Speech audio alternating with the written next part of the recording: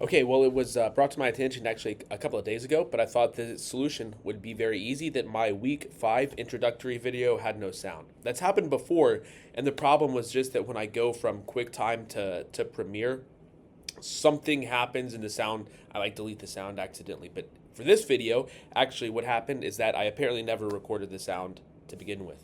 Anyways, so this is a week 5 introductory video at the end of the week. I don't remember exactly what I said. I think I just said, here are the things that we're going to cover, which is Chinese mathematics. We hadn't been just medieval Chinese mathematics, and obviously as we'd been doing with other ones, a small amount of that as well.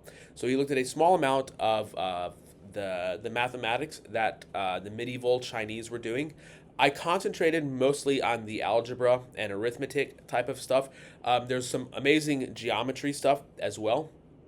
I guess I did some of that as well. I'm struggling to remember exactly what I covered. I think I gave a proof of the Pythagorean theorem that appeared in one of the sources. Anyways, but I concentrated more on the arithmetic, algebra, number theory stuff, just because we had already seen a bunch of geometry stuff, and I wanted to, give you a different flavor of kind of the stuff that's out there. Also, I think the Chinese remainder theorem, or maybe as we should call it, the Qin-Jiu-Shao's remainder theorem, is great, and I really wanted to make some videos on that just because I think it's great, and it's exactly what is done now. It's something that, aside from writing things in the symbols, writing things algebraically with symbols, or however you want to call it, and using modern notation.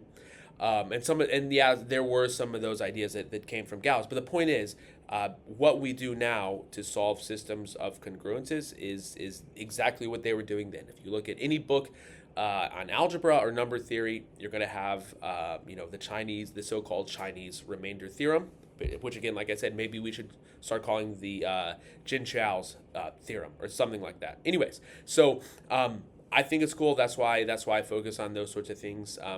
Next week, we're going to be talking about Indian mathematics, which also has a lot of great advances as well. So I hope you enjoy the videos this week. As always, I really like seeing what you guys say in the discussion forums. Also, I should point out, I added, as I was making the videos, I would say things and think about, I should put this in a discussion prompt. So I added 3 discussion prompts from what was there in the very beginning.